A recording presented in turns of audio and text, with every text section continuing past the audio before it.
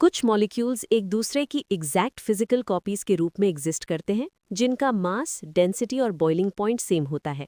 फिर भी उनमें एक डिस्टिंक्ट हैंडेडनेस होती है। हम उन्हें सिर्फ ये ऑब्जर्व करके डिस्टिंग्विश कर सकते हैं कि वो लाइट के साथ कैसे इंटरैक्ट करते हैं। केमिस्ट्स ने इस बिहेवियर को इसका कारण बनने वाले एटॉमिक स्ट्रक्चर को समझने से कई डेकेड्स पहले ही पहचान लिया था। 1810s की शुरुआत में ही लेबोरेटरी में ऑप्टिकल एक्टिविटी ऑब्जर्व की गई थी। जैकोबस हेनरिकस वेंट हॉफ द्वारा 1874 में कार्बन की टेट्राहीड्रल ज्योमेट्री प्रपोज करने से बहुत पहले। अनपोलराइज्ड लाइट का ये क्रॉस सेक्शन इलेक्ट्रोमैग्नेटिक वेव्स से बना होता है, जो इनफाइनाइट नंबर के परपेंडिकुलर प्लेन्स में ऑसिलेट करती हैं। जब इसको एक पोलराइजिंग फिल्टर से पास किया जाता है तो ग्रिड उन सभी वेव्स को ब्लॉक कर देता है, सिवाय उनके जो एक सिंगल स्पेसिफिक वर्टिकल प्लेन में ऑसिलेट करती हैं। ये मेजर करने के लिए कि केमिकल कॉम्पाउंड्स इस न्यूली आइसोलेटेड प्लेन के साथ कैसे इंटरैक्ट करते हैं, केमिस्ट्स एक इंस्ट्रूमेंट का यूज़ करते हैं जिसे पोलैरीमीटर कहते हैं। ये 3D स्कीमेटिक इसके मैकेनिज्म को दिखाता है। प्लेन पोलराइज्ड लाइट एक ट्रांसपेरेंट सैंपल ट्यूब में एंटर करती है। जैसे ही ये एक कायरल सोल्यूशन के थ्रू ट्रैवल करती है, पोलराइजेशन प्लेन स्मूथली एक स्पेसिफिक एंगल अल्फा से रोटेट होता है। क्लॉकवाइज रोटेशन डेक्स्ट्रो रोटेटरी होता है, जिसे प्लस से मार्क किया जाता है। काउंटर क्लॉकवाइज लेवो रोटेटरी होता है, जिसे माइनस से मार्क किया जाता है। ये रोटेशन एक एम्पिरिकल मैक्रोस्कोपिक प्रॉपर्टी है। ये बेंच पर मेजर किया गया रॉ डेटा है, जो हमें वो फिजिकल बेसलाइन प्रोवाइड करता है जिसकी हमें मॉलिक्यूल्स को गवर्न करने वाले ज्योमेट्रिक रूल्स को समझने के लिए ज़रूरत होती है। पोलैरीमीटर में आप जो रोटेशन का रॉ एंगल ऑब्जर्व करते हैं, वो एक क्यूमुलेटिव इफेक्ट होता है। ये पूरी तरह से उन कायरल मॉलिक्यूल्स के शेयर वॉल्यूम पर डिपेंड करता है जिनसे लाइट बीम अपने सफ़र के दौरान टकराती है। लेबोरेटरी में ये वॉल्यूम दो वेरिएबल्स द्वारा डिक्टेट होता है: सोल्यूशन में कायरल सब्सटेंस की कॉन्सेंट्रेशन और सैंपल ट्यूब की फिजिकल लेंथ। इन वेरिएबल्स को स्टैंडर्डाइज करने के लिए केमिस्ट स्पेसिफिक रोटेशन फॉर्मूला का यूज़ करते हैं। ऑब्जर्व्ड एंगल को पाथ लेंथ और कॉन्सेंट्रेशन से डिवाइड करके ये फिजिकल कंडीशंस को नॉर्मलाइज कर देता है। अगर आप ट्यूब लेंथ या कॉन्सेंट्रेशन को डबल कर दें तो ऑब्जर्व्ड रोटेशन डबल हो जाता है, लेकिन स्पेसिफिक रोटेशन एग्जैक्टली सेम रहता है। क्योंकि रोटेशन एनर्जी के सेंसिटिव होता है, मेजरमेंट को एनवायरमेंटल कॉन्स्टेंट्स को भी लॉक इन करना होता है। सेल्सियस में एम्बिएंट टेम्परेचर और लाइट सोर्स की wavelength typically 589.6 nanometer sodium D line. Data को स्टैंडर्डाइज करना किसी स्पेसिफिक मॉलिक्यूलर ज्योमेट्री की प्योर इंट्रिंसिक रोटेशनल कैपेबिलिटी को आइसोलेट करता है। ये केमिस्ट्स को डिफरेंट सब्सटेंसेस की ऑप्टिकल एक्टिविटी को डायरेक्टली कंपेयर करने अलाउ करता है। ये समझने के लिए कि वो रोटेशन क्यों होता है, हमें मैक्रोस्कोपिक सैंपल ट्यूब से सिंगल एटम के माइक्रोस्कोपिक रेल्म में डिसेंड करना होगा। ये 3D मॉडल मॉलिक्यूलर कायरलिटी के स्ट्रक्चरल सोर्स को इलस्ट्रेट करता है: एसिमेट्रिक कार्बन। ये एक sp3 हाइब्रिडाइज्ड एटम है जो अपने टेट्राहीड्रल वर्टिसेस पर 4 स्ट्रिक्टली डिस्टिंक्ट सब्स्टिट्यूएंट ग्रुप से कनेक्टेड है। केमिस्ट्स इन 4 ग्रुप्स को कान-इनगोल्ड प्रीलॉग रूल्स का यूज करके मैप करते हैं। एटॉमिक मास हायरार्की के बेस पर सब्स्टिट्यूएंट्स को रैंक करके वो स्टीरियो सेंटर को R या S का एक एब्सोल्यूट कॉन्फ़िगरेशन असाइन करते हैं। इन नेमिंग सिस्टम्स के बीच एक रिलेशनशिप अज्यूम करना एक कॉमन मिस्टेक है। किसी मॉलिक्यूल के R या S कॉन्फ़िगरेशन का इस बात से ज़ीरो मैथमेटिकल कोरिलेशन होता है कि वो लाइट को पॉजिटिव या नेगेटिव डायरेक्शन में रोटेट करता है। R और S सिस्टम एक एब्स्ट्रैक्ट ह्यूमन नेमिंग कन्वेंशन है जिसे पेपर पर टोपोलॉजी ट्रैक करने के लिए यूज़ किया जाता है।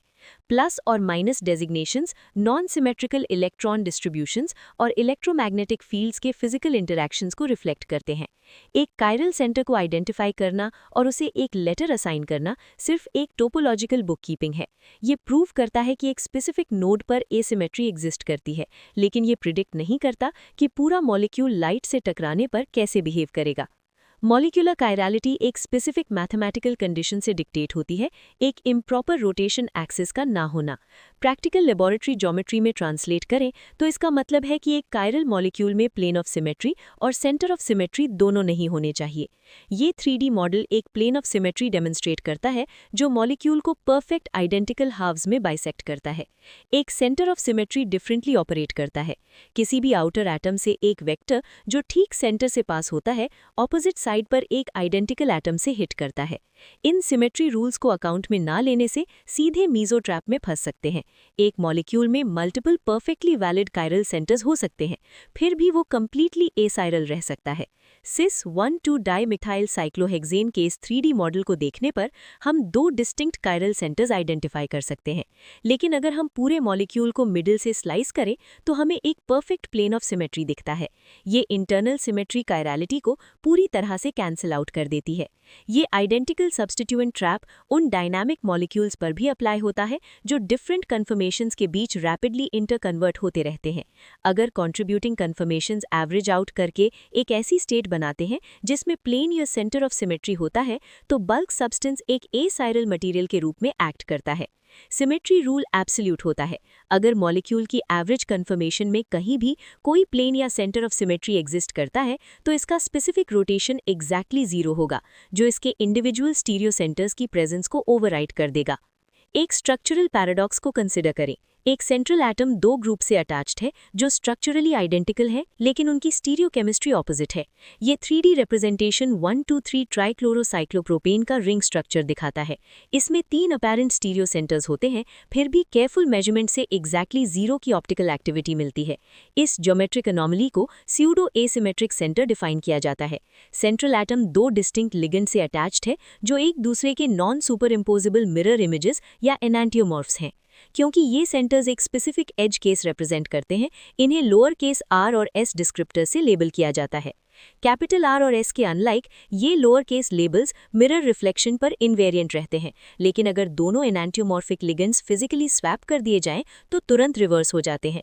इस सेंटर को मैप करने के लिए IUPAC प्रोटोकॉल साइक्लिक स्ट्रक्चर को एक एसाइक्लिक डायग्राफ में ब्रेक करता है, जैसा यहाँ देखा जा सकता है। Cyclopropane ring visually cleave open होती है और 2 डिस्टिंक्ट वर्टिकल ब्रांचेस में अनरोल होती है, एंड्स पर कोर कार्बन एटम्स को डुप्लीकेट करते हुए।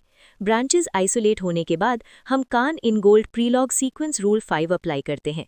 आर स्टीरियम डिस्क्रिप्टर कैरी करने वाली ब्रांच ऑटोमेटिकली एस ब्रांच पर प्रायोरिटी लेती है, हायरार्की को रिजॉल्व करती है और टॉप कार्बन का final lower case R configuration establish करती है।